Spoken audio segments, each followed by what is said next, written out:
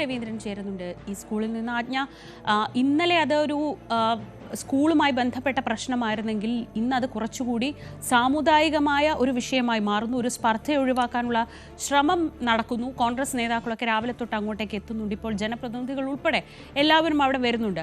നിലവിലെ സാഹചര്യം എന്താണ്? ഇത് കൈവിട്ട് പോകുന്നു എന്നൊരു തോന്നൽ ഈ സ്കൂളിനും ഈ കുട്ടിയുടെ കുടുംബത്തിനുമൊക്കെ ഉണ്ടായിട്ടുണ്ടോ? അങ്ങനെയെങ്കിൽ അതിൽ നിന്ന് മുന്നോട്ട് പോകാൻ, ആ പ്രശ്നം പരിഹരിക്കാനുള്ള ശ്രമങ്ങൾ ഏത് ഘട്ടത്തിലാണ്?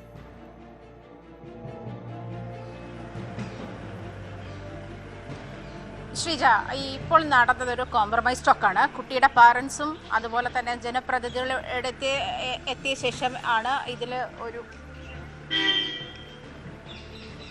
ജനപ്രതിനിധികളും അടക്കം ഇവിടെ എത്തിയ ശേഷം ഇതിലൊരു ചർച്ച നടക്കുന്നത്. അതിന് ശേഷമാണ് എന്തായാലും ഈ ചർച്ചയ്ക്ക് ശേഷം, അതായത് ഈ സ്കൂളിൻ്റെ അധികൃതർ ചർച്ചയിലുണ്ടായിരുന്നില്ല. അവർ KCBC ഒരു ചർച്ചയുമായി വിളിച്ചിരിക്കുന്ന ഒരു ഡിസ്കഷനുമായി ബന്ധപ്പെട്ട് POCയിലാണ് ഉള്ളത്. അവർ തിരിച്ചെത്തിയിട്ടില്ല. പ്രിൻസിപ്പൾ അടക്കമുള്ള ആളുകൾ തിരിച്ചെത്തിയിട്ടില്ല. ആ ഒരു സാഹചര്യം കൂടി കണക്കിലെടുത്തുകൊണ്ട് തന്നെ ഇനി ഇവരുടെ മാനേജ്മെൻറ്റിൻ്റെ തീരുമാനം എന്താണ് എന്നുള്ള കാര്യം അറിയേണ്ടതുണ്ട്.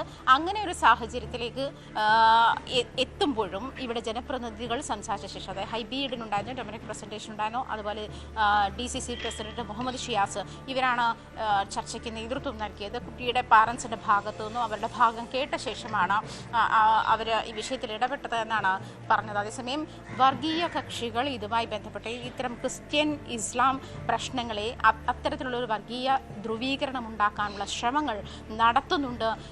അതിലേക്ക് അത്തരം വർഗീയ ശക്തികൾ സ്കൂളുകളിലേക്കും ക്രിസ്ത്യൻ മാനേജ്മെൻറ്റിലേക്കും ഒക്കെ നുഴഞ്ഞു കയറി ഇത്തരം പ്രശ്നങ്ങൾ ഉണ്ടാക്കാനുള്ള ശ്രമങ്ങൾ നടക്കുന്നുണ്ട് തുടങ്ങിയ ആരോപണങ്ങളൊക്കെ വളരെ ശക്തമാണ്. ഇപ്പോൾ ഹൈബിയുടെ MP പറഞ്ഞത് അത് തന്നെയാണ്. ഏതെങ്കിലും സ്കൂളിൽ ഇതിപ്പോൾ ഒരു മുസ്ലിം ക്രിസ്ത്യൻ വിഷയമാക്കി മാറ്റാൻ ചില സംഘടനകൾ ശ്രമിച്ചു, അതിന് അനുവദിക്കില്ല എന്ന് തന്നെയാണ്. അതേസമയം സ്കൂളിൻ്റെ ഒരു റൂൾസ് ആൻഡ് റെഗുലേഷൻസ് അബൈഡ് ചെയ്യാൻ ഇവർ പാരൻസ് തയ്യാറാകണം എന്നുള്ളൊരു നിർദ്ദേശം കൂടിയാണ് ഹൈബി മുന്നോട്ട് വെച്ചതും. അതിനവർ തയ്യാറാണ് എന്നുള്ള തരത്തിൽ തന്നെയാണ്. അത് തുടർന്നുള്ള ദിവസങ്ങളിൽ സ്കൂളിൻ്റെ യൂണിഫോം അനുസരിച്ച് തന്നെ കുട്ടി സ്കൂളിലേക്ക് വരികയും കുട്ടിയെ സ്കൂളിൽ തന്നെ പഠിപ്പിക്കാൻ ഉള്ള നീക്കം ഉണ്ടാവുകയും ചെയ്യുമെന്നാണ് അറിയിച്ചിരിക്കുന്നത്. എന്തായാലും ഇനിയും അറിയേണ്ടത് ഇനിയും ഇവിടുത്തെ മാനേജ്മെൻറ്റിൻ്റെ തീരുമാനമാണ്. അതായത് മാനേജ്മെൻറ്റ് ഈ ചർച്ചയിൽ ഉണ്ടായിരുന്നില്ല. മാനേജ്മെൻറ്റ് അതായത് സ്കൂളിൽ വെച്ചാണ് ചർച്ച നടന്നതെങ്കിലും മാനേജ്മെൻറ്റ് പ്രതിനിധികൾ ഇപ്പോൾ KCBCയിൽ മറ്റൊരു ചർച്ചയുമായി ബന്ധപ്പെട്ട് പോയിരിക്കുന്നത്. ഞാൻ പെട്ടെന്ന് തന്നെ മടങ്ങിയെത്താം. ഈ വിഷയത്തിൽ BJPയുടെ പ്രതികരണം എന്താണെന്ന് നോക്കാം. സാരംഗ് സുധാകരനൊപ്പം BJP സംസ്ഥാന ജനറൽ സെക്രട്ടറി അനൂപ് ആന്റണി ഉണ്ടെന്ന് ഞാൻ മനസ്സിലാക്കുന്നു. എന്താണ് സാരംഗ് ഈ വിഷയത്തിൽ BJPയുടെ പ്രതികരണം? ശ്രീജ, ഇപ്പോൾ അനൂപ് ആന്റണി നമ്മുടെ കൂടെ ഉണ്ട്. ഇപ്പോൾ ഇന്നലെ വളരെ ചെറിയൊരു വിഷയമായി തുടങ്ങിയൊരു ഇതാണ് ഇപ്പോൾ അത് വർഗീയ തലത്തിലേക്കും മറ്റും കാര്യങ്ങൾ എത്തുന്നു. അപ്പോൾ ഇതിലെങ്ങനെയാണ് BJPയുടെ ഒരു പ്രതികരണം? അല്ല, ഇത് വർഗീയ തലത്തിലേക്ക് മാറ്റിയത് ആരാണ്?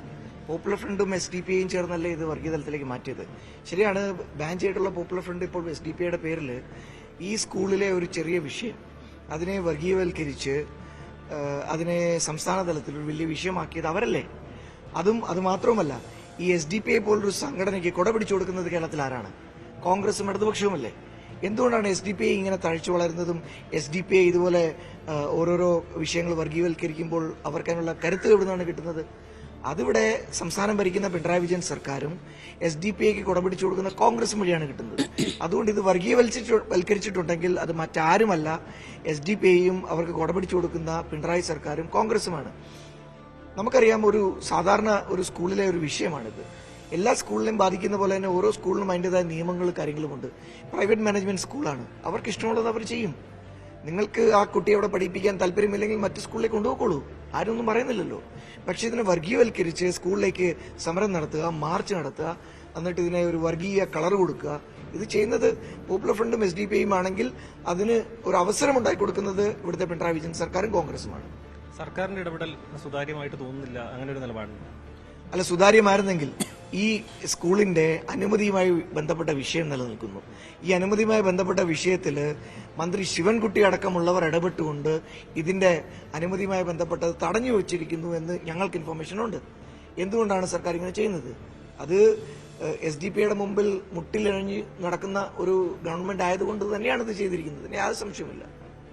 മാത്രമല്ല ഇപ്പോൾ ഈ ക്രൈസ്തവ മാനേജ്മെന്റുകൾ പറയുന്നുണ്ട് ഇപ്പോൾ ഇത്തരത്തിലൊരു വർഗീയത ഇത്തരത്തിൽ അങ്ങനെ ഒരു ആക്രമണം ആണ് നടക്കുന്നത് എന്നുള്ളൊരു പരാമർശം വരുന്നുണ്ട്. അങ്ങനെ ഒരു ചിത്രം കേരളത്തിലുണ്ടോ? മറ്റ് മാനേജ്മെന്റുകളടക്കം ഇങ്ങനെ ഒരു ശ്രമം നടക്കുന്നുണ്ടെന്നൊരു നിലപാടുണ്ടോ?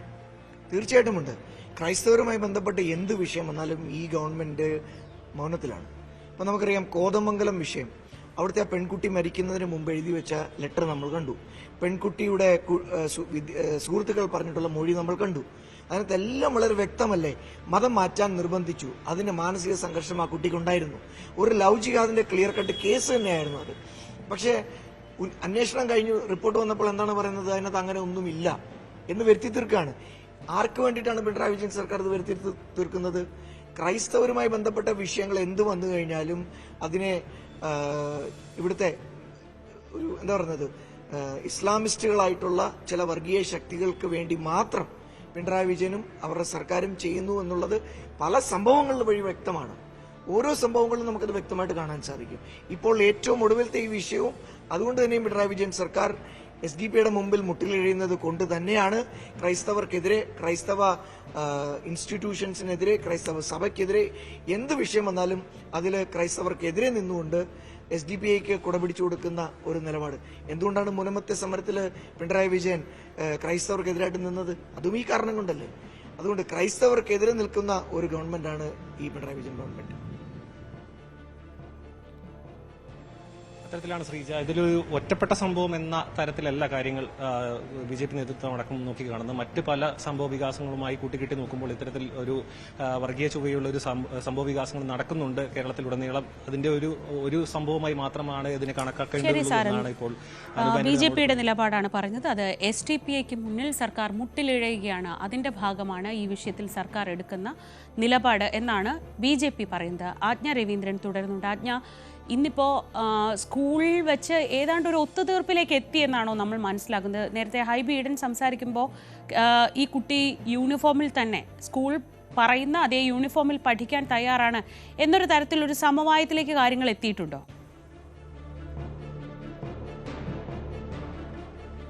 തീർച്ചയായിട്ടും അങ്ങനെ തന്നെയാണ് ഹൈബി ഈഡൻ MP പറഞ്ഞത്. അങ്ങനെ തന്നെയാണ് സ്കൂളിലേക്ക് സ്കൂളിൻ്റെ യൂണിഫോം അനുസരിച്ചിട്ട് അത് അബൈഡ് ചെയ്യാൻ പാരൻസ് തയ്യാറാണ് എന്ന് അവരോട് അറിയിച്ചു എന്ന് തന്നെയാണ്. അത് നമ്മൾ അവരോട് തന്നെ പാരൻസ് അച്ഛൻ കൂടെ ഉണ്ടായിരുന്നു, അദ്ദേഹത്തോട് ചോദിച്ചപ്പോഴും പറഞ്ഞത് ഇങ്ങനെയാണ്, എനിക്കൊന്നും പറയാനില്ല, അദ്ദേഹത്തോടെല്ലാം പറഞ്ഞിട്ടുണ്ട് എന്ന് തന്നെയാണ് പറഞ്ഞത്.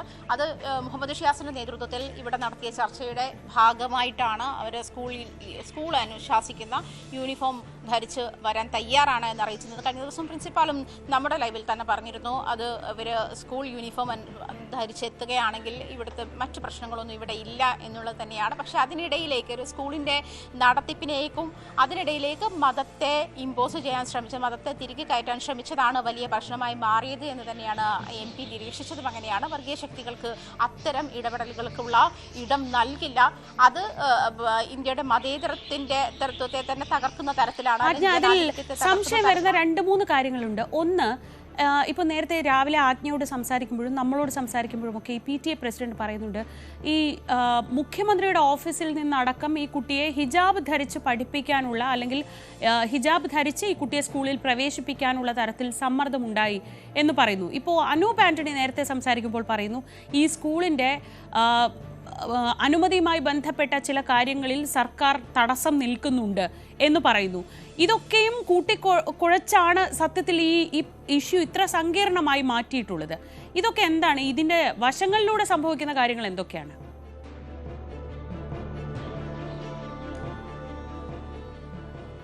മനസ്സിലാവുന്നത് ശ്രീജ, അത് ഈ പറഞ്ഞതുപോലെയുള്ള ഒരു ഇടപെടൽ തന്നെയാണ് അതെന്ന് വേണം മനസ്സിലാക്കാൻ. കാരണം AO ഇവിടെ വന്ന സമയത്ത് സ്കൂളിൻ്റെ ഇത് റെഗുലേഷൻ സർട്ടിഫിക്കറ്റുമായി ബന്ധപ്പെട്ടാണ് അത് പുതുക്കി നൽകില്ല, 3 years കഴിയുമ്പോൾ പുതുക്കേണ്ടതാണ്, അത് പുതുക്കി നൽകില്ല എന്നാണ് പറഞ്ഞത് എന്നാണ് PTA പ്രസിഡന്റ് നമ്മളോട് പറഞ്ഞത്. അതായത് ഇന്ന് രാവിലെ DDയോട്, ഡെപ്യൂട്ടി ഡയറക്ടറോട് സംസാരിച്ചപ്പോഴും അദ്ദേഹവും പറഞ്ഞത്, പ്രത്യേകിച്ചും ഈ വിഷയത്തിൽ ഇടപെടുമ്പോൾ മതപരമായിട്ടുള്ള ഒരു പരിഗണന എല്ലാ സ്കൂളുകളും നൽകാറുണ്ട്. അതവർ നൽകാൻ തയ്യാറായില്ലെങ്കിൽ നമുക്കൊന്നും ചെയ്യാനില്ല ഈ വിഷയത്തിൽ. അതേസമയം കോടതിയുടെ നിർദ്ദേശം അനുസരിച്ച് 2018 ജസ്റ്റിസ് എ മുഹമ്മദ് മുഷ്താഖിന്റെ വിധി അനുസരിച്ചിട്ട് സ്കൂളുകൾക്ക് അവരുടെ മാനേജ്മെന്റിന് അവരുടെ നിയമം തീരുമാനിക്കാം. സ്കൂൾ യൂണിഫോം ഉൾപ്പെടെയുള്ള സ്കൂളിൽ കുട്ടികൾ, അത് മൈനേഴ്സാണ്, കുട്ടികൾ എങ്ങനെ പെരുമാറണം, അവർ എങ്ങനെ, അവരുടെ ഈ പറയുന്ന വ്യക്തി സ്വാതന്ത്ര്യമൊക്കെ മറ്റൊരു വിഷയമാണ്. ആ ഒരു ഇതിൽ എങ്ങനെ പെരുമാറണം എന്നുള്ളത് സ്കൂൾ